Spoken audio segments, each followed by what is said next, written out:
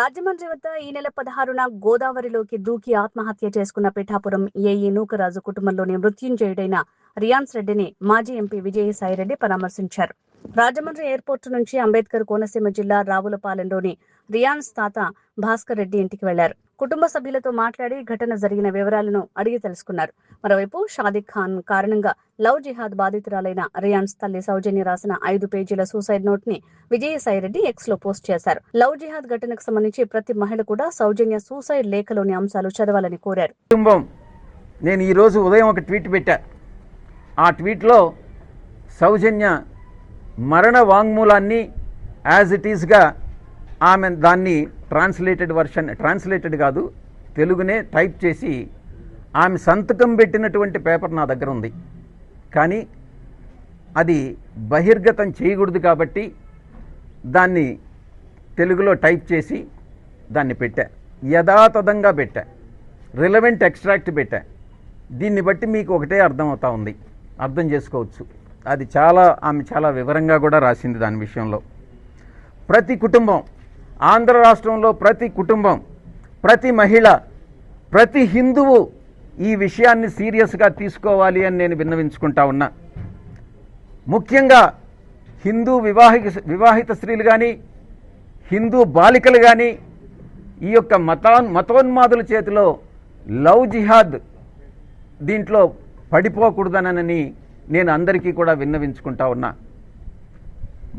హిందూ మతానికి చెందినటువంటి ప్రతి ఒక్కరు కూడా ఈ విషయంలో జాగరూకత వహించాలి అన్నటువంటిది నేను విజ్ఞప్తి చేస్తా ఉన్నా. టీడీపీ నేతలు కానీ, వైఎస్ఆర్సీపీ ప్రతిపక్ష నేతలు కానీ వారి స్వార్థ ప్రయోజనాల కోసం నోరు విప్పట్లేదు. ఎందుకు విప్పట్లేదు అది కూడా చెప్తాను నేను. చంద్రబాబు నాయుడు గారికి కాలానుగుణంగా 5 సంవత్సరాలకు ఒకసారి అతను అలయన్స్ పార్టీని అతను ఎన్డీఏకైనా పోగలడు, ఇండీ పార్టీస్కైనా పోగలడు, యూపీఏకైనా పోగలడు, ఎక్కడికైనా పోగలడు. బీజేపీతో జతకట్టగలడు, కాంగ్రెస్తో జతకట్టగలడు. ఎందుకైనా మంచిది. ఈరోజు యాక్షన్ తీసుకుంటే ఇటువంటి ఇన్సిడెంట్స్ మీద మనం కాంగ్రెస్కు దూరం అవుతామేమో, ఎందుకు దూరం కావాలి, మరి ఎప్పుడైనా మళ్ళీ 29లో కాంగ్రెస్ అవసరం రావచ్చు అన్నటువంటి విషయాన్ని దృష్టిలో పెట్టుకొని బాబు గారు ఎటువంటి యాక్షన్కి ముందుకు రావట్లేదు. జగన్ గారి విషయం కూడా అదే. మత మార్పిడులని ఆయన ప్రోత్సహించాడే కానీ కొన్ని వందల చర్చిలు కట్టేదానికి ఆయన సహకరించాడే కానీ ఆయన ఏ రోజు కూడా హిందూ మతాన్ని ప్రోత్సహించేదానికి ఆయన సహకరించలేదు అన్నటువంటి విషయాన్ని నేను అందుకే ఆయన కూడా మళ్ళీ రేపు ఎలాగూ బీజేపీతో జతకట్టలేడు కాబట్టే రేపు కాంగ్రెస్తో అవసరం వస్తుందేమో, ఎందుకు ఇటువంటి విషయాలను లేవనెత్తడం అని ప్రతిపక్షం కూడా ఈరోజు నోరు విప్పనటువంటి పరిస్థితి. దీన్ని హిందువులందరూ ముక్త కంఠంతో దీన్ని ఎదుర్కోవాలి అని నేను వినవించుకుంటా ఉన్నాను. మిగతా మతాల పట్ల కూడా గౌరవంగానే ఉండాలి. అలాగని హిందూ మతాన్ని కించపరిచే విధంగా, హిందువులని బలవంతంగా కన్వర్ట్ చేసేటటువంటి ఏ విధమైనటువంటి చర్యలనైనా, లేకుంటే హిందూ సాంప్రదాయాల్ని భంగం కలిగించేటటువంటి ఏ చర్యలనైనా నేను అడ్డుకుంటాను. అది ఎవరైనా కూడా క్రిటిసైజ్ చేస్తాను అని నేను అపోజ్ చేస్తానని నేను విన్నవించుకుంటా ఉన్నా. మరొక విషయం కూడా నేను ప్రస్తావిస్తున్నాను. మీరు అనుకోవచ్చు, ఎన్డీఏ భాగస్వామ్య పక్షాలైన ఇది కూటమి ప్రభుత్వం, కూటమి ప్రభుత్వంలో బీజేపీ కూడా భాగస్వామి. కేంద్రంలో ఉన్నటువంటి బీజేపీ సంఘ పరివార్ కానీ, ఆర్ఎస్ఎస్ కానీ, లేకుండా ఉంటే మిగతా బీజేపీ కానీ గట్టి చర్యలు తీసుకుంటా ఉంటే ఇటువంటి ఇన్సిడెంట్స్ పునరావృతం కాకుండా బీజేపీ కేంద్ర నాయకత్వం, సంఘ పరివార్ కేంద్ర నాయకత్వం అహర్నిశాలు పనిచేస్తూ ఉంటే రాష్ట్ర బీజేపీ యూనిట్ నిద్రపోతా ఉంది. ఎందుకు నిద్రపోతా ఉంది? మీ పదవులు కాపాడుకోవడం నిద్రపోతున్నారా? లేకుంటే వేరే ఇంకేదైనా ఎక్స్ట్రేనియస్ కన్సిడరేషన్స్ మీరు చంద్రబాబు నుంచి పొందుతున్నారా?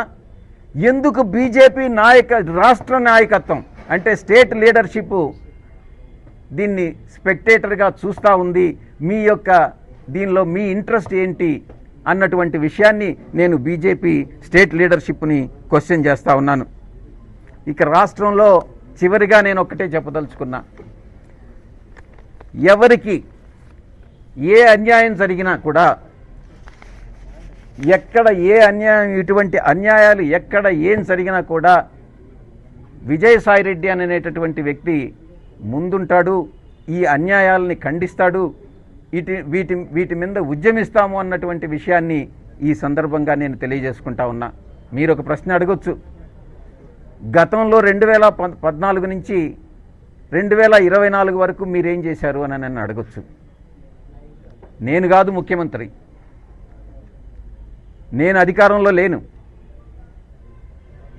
అధికారం అంటూ వస్తే ఇటువంటి సాదిక్ లాంటి వాళ్ళకి యూపీలో ఏ ట్రీట్మెంట్ ఉంటుందో మా ప్రభుత్వంలో కూడా అదే ట్రీట్మెంట్ ఉంటుంది అన్నటువంటి విషయాన్ని నొక్కి నొక్కి ఒక్కాణిస్తూ ఉన్నాను. ఎటువంటి పరిస్థితుల్లో రౌడీజం కానీ, రేపులు కానీ, లేకుంటే ఇంకొక సంఘ వ్యతిరేక కార్యక్రమాలు ఏది కూడా సహించేది లేదు.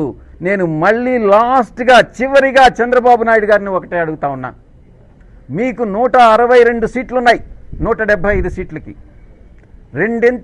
మూడింట 2 మెజారిటీ ఉంది, 2/3 మెజారిటీ ఉంది. మిగతా అన్ని రాష్ట్రాల్లో మాదిరిగా మీరు యాంటీ రిలీజియస్ కన్వర్షన్ బిల్ అనేటటువంటిది ఎందుకు తీసుకురావడం లేదు చంద్రబాబు గారు అని నేను క్వశ్చన్ చేస్తా ఉన్నా. మీకు చిత్తశుద్ధి ఉంటే, మీ కూటమి భాగస్వాములకి చిత్తశుద్ధి ఉంటే, ఇలా సాదిక్ లాంటి వాళ్ళు గ్రూపులు రాష్ట్రంలో ఎన్నున్నాయో తెలియదు. సాదిక్కే ఒక చిన్న ముఠాకి 10 మందికి నాయకుడైతే ఎన్ని ముఠాలు ఈ రాష్ట్రంలో పనిచేస్తున్నాయో తెలియనటువంటి పరిస్థితుల్లో మీరు యాంటీ కన్వర్షన్ బిల్లుని మీరు ఎందుకు చట్టం చేయట్లేదు? మీకు సపోర్ట్ ఉంది, మీకు ఎవరి సపోర్ట్ అవసరం లేదు. వైఎస్ఆర్ కాంగ్రెస్ పార్టీకి నామినల్గా ఒక 11 ఉన్నాయి, మీరు ఈజీగా ఈరోజు చట్టం చేయొచ్చు. ఎందుకు చేయట్లేదు? మీ ఇంట్రెస్ట్ ఒకటే, మీ ఇంట్రెస్ట్ మైనారిటీ ఓట్లు ఎక్కడ పోతాయో, మళ్ళీ 29లో నాకు తిరిగి అధికారం రావాలి, రాష్ట్రం ఎలా పోయినా పర్వాలేదు, రాష్ట్ర అభివృద్ధి జరగకుండా పర్వాలేదు, రాష్ట్ర ప్రజలు నాశనమైనా పర్వాలేదు, నేను మాత్రం అధికారంలో ఉండాలి అనుకునేటటువంటి వ్యక్తి చంద్రబాబు నాయుడు గారు. ఆయనకు తీసిపోని విధంగా ఈవెన్ జగన్మోహన్ రెడ్డి గారు కూడా ఈరోజు పనిచేస్తూ ఉన్నారు. వాళ్ళతో కుమ్మక్కైనటువంటిది ఈ యొక్క రాష్ట్ర బీజేపీ నాయకత్వం. కేంద్ర బీజేపీ నాయకత్వం చాలా చిత్తశుద్ధితో పనిచేస్తూ ఉంది. కాబట్టి ఈ విషయంలో నేను అటు డీజీపీ గారితో కానీ, ఇటు ఈ జిల్లాలో ఉండేటటువంటి పోలీసు యంత్రాంగంతో కానీ నేను నా ఎఫర్ట్స్, నేను చేయగలిగినటువంటి ప్రతి ప్రయత్నము చేస్తాను. ఈ కుటుంబాన్ని ప్రొటెక్ట్ చేసేదానికి నేను ప్రయత్నిస్తాను.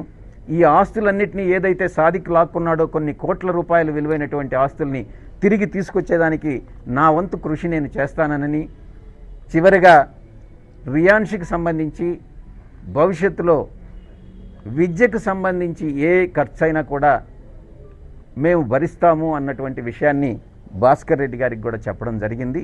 ఇది నిలబెట్టుకుంటామని అనేటటువంటి విషయంతో నేను ముగిస్తా ఉన్నాను. 4వ వారంలో కానీ శ్రావణ మాసంలో శ్రావణ మాసం పాత్రికేయ మిత్రులతో ఈ విషయాన్ని పాలు పంచుకోవడం జరుగుతుంది. అంటే కేంద్రంలో బీజేపీ బాగా పనిచేస్తుంది, రాష్ట్రంలో చేయట్లేదు అట్లా. మీరేమన్నా కేంద్రంతో ఏమన్నా మీకు సంబంధం? నాకు ఆ అవసరం లేదు. నాకు రాష్ట్ర ప్రయోజనాలే ముఖ్యం. రాష్ట్రంలో ఎవరు బాగా పనిచేస్తుంటే వాళ్ళు బాగా పనిచేస్తున్నారని చెప్తాను, రాష్ట్రంలో ఎవరు పనిచేయట్లేదో వాళ్ళు పనిచేయట్లేదని చెప్తాను. నాకు ఎవరి మీద ద్వేషం లేదు, శత్రుత్వం లేదు. రాజకీయాల్లో ఒకటే గుర్తుపెట్టుకోవాలి, రాజకీయంగా ప్రత్యర్థులు ఉంటారేమో కానీ రాజకీయంగా శత్రువులు అనేటటువంటి వాళ్ళు ఉండరు. ఎవరికి ఎవరు శత్రువులు కాదు, ప్రత్యర్థులు మాత్రమే. అంటే మీరు గతంలో మరి 10 ఏళ్ళు నేనే చెప్పాను ఆ ప్రశ్న. గతంలో 10 ఏళ్ళు ఏం చేశారని అంటే నేను కాదు కదా సీఎం. గతంలో 10 ఏళ్ళు ఎవరు సీఎంగా ఉన్నారో వాళ్ళని మీరు ప్రశ్నించండి, వాళ్ళ దగ్గర నుంచి జవాబులు సేకరించండి. అంటే నేను ఒక ఎంపీగా ఉన్నాను, ఇప్పుడు ఉండేటటువంటి ఎంపీలకు కూడా అదే రకంగా మిమ్మల్ని మీరు ప్రశ్నిస్తారా? ఎంపీలకు ఎంతవరకు పవర్ ఉంటుంది? ఎంపీ ఏం చేయగలడు రాష్ట్రంలో? బయట ప్రపంచానికి తెలిసేది వేరే, లోపల రీజనల్ పార్టీస్లో జరిగేటటువంటిది వేరే. అవన్నీ బయట చెప్పుకోలేం. చెప్పుకోలేక కుమిలి కుమిలి ఏడవాల్సి వస్తుంది. అది పరిస్థితి. అంటే ఇప్పుడు ప్రతిపక్ష పాత్ర కూడా జగన్ పోషించలేకపోతున్నారు. ప్రభుత్వాన్ని నడిపించలేనటువంటి అసమర్థ ముఖ్యమంత్రి చంద్రబాబు నాయుడు గారు, ప్రతిపక్ష పాత్ర పోషించలేని అసమర్థ ప్రతిపక్ష నాయకుడు జగన్మోహన్ రెడ్డి గారు. ఇంతకన్నా ఏం స్పష్టంగా చెప్పమంటారు? అంటే ప్రతిపక్ష హోదా లేదు కాబట్టి నేను ఇది చేయట్లేదు. ఎవరున్నారు ప్రతిపక్షంలో? ప్రతిపక్ష హోదా ఉందా లేదా అన్నటువంటిది కాదు ముఖ్యం. 11 మంది అయినా 5 మంది అయినా ఒక్కరైనా ప్రతిపక్షం ప్రతిపక్షమే. ఆంధ్ర రాష్ట్ర అసెంబ్లీలో వేరే ప్రతిపక్షం లేదు. Thank you.